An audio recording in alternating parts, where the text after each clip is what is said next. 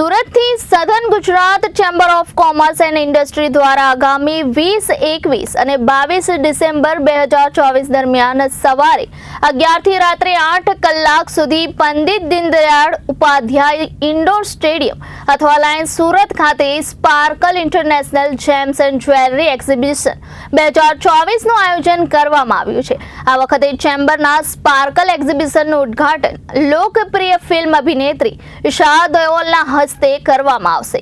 Chamber of કોમર્સના પ્રમુખ શ્રી વિજય મેવાવાલાએ જણાવ્યું હતું કે ચેમ્બર દ્વારા ગત વર્ષની જેમ આ વર્ષે પણ B2C ધોરણે જ સ્પાર્કલ એક્ઝિબિશનનું આયોજન કરવામાં આવ્યું છે, જેમાં સુરત ઉપરાંત મુંબઈ, જયપુર, બિકાનેર અને નાગપુરના 30થી વધુ જ્વેલર્સ દ્વારા ભાગ લેવામાં આવશે। આ તમામ જ્વેલર્સ દ્વારા અવનવી અલંકારિક ડિઝાઇનર જ્વેલરીનું પ્રદર્શન કરવામાં આવશે। સુરતની જ્વેલરીમાં શું વિશેષતા છે તેનો ખ્યાલ સ્પાર્કલના આયોજનથી આખી દુનિયાને આવતો હોય છે। B2C ધોરણે એક્ઝિબિશનનું આયોજન કરવા પાછળનો મુખ્ય હેતુ એ છે કે સ્પાર્કલ પ્રદર્શનમાં કસ્ટમરને એન્ડ ટુ એન્ડ પ્રોડક્ટ જોવા મળે છે। સ્પાર્કલ એ જ્વેલરી બ્રાન્ડને પ્રમોટ અને અપડેટ કરવા માટે પ્રેરણારૂપ છે। ચેમ્બર ઓફ કોમર્સ દ્વારા સ્પાર્કલના આ પ્લેટફોર્મ પરથી જ્વેલરીને એક આયામ સુધી લઈ જવાનો પ્રયાસ કરવામાં આવે છે। ચેમ્બર પ્રમુખે વધુમાં જણાવ્યું હતું કે આ પ્રદર્શનમાં NRI તથા શહેરીજનોને લગ્ન સરા માટે ખાસ કલેક્શન જોવા મળશે। મહિલાઓ માટે વેડિંગમાં જ્વેલરી લુક સૌથી મહત્વનો ભાગ ભજવે છે।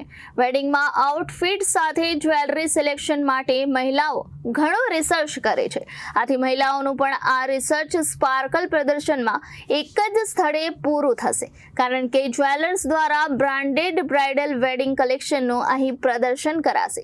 લગ્ન સરા ચાલી રહ્યા છે ત્યારે શહેરીજનો તથા બિન નિવાસી ગુજરાત તેમજ બિન નિવાસી ભારતીયો એક જ સ્થળેથી જ્વેલરીની ખરીદી કરી શકે તે માટે ચેમ્બર દ્વારા જ્વેલર્સને આ પ્લેટફોર્મ પૂરું પાડવામાં આવ્યું છે।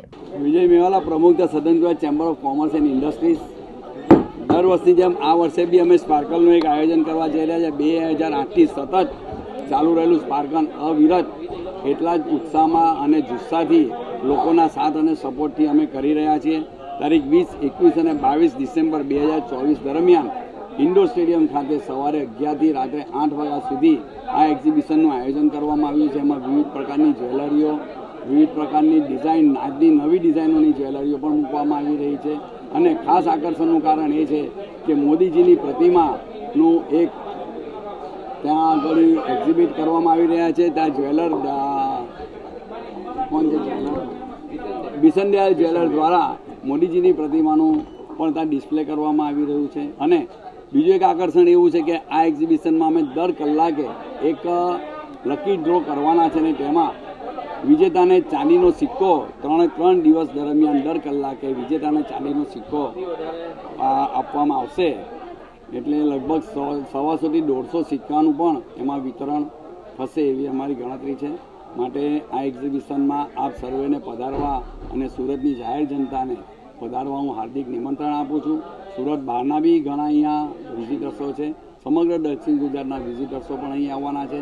નવસારીના, બિલ્લીમોરાના પણ સ્ટોલ હોલ્ડરો અહીં છે, માટે આપ સર્વેને પધારવા હાર્દિક આમંત્રણ આપું છું। વિવેક સિંહ, જનાદેશ ન્યૂઝ, સુરત।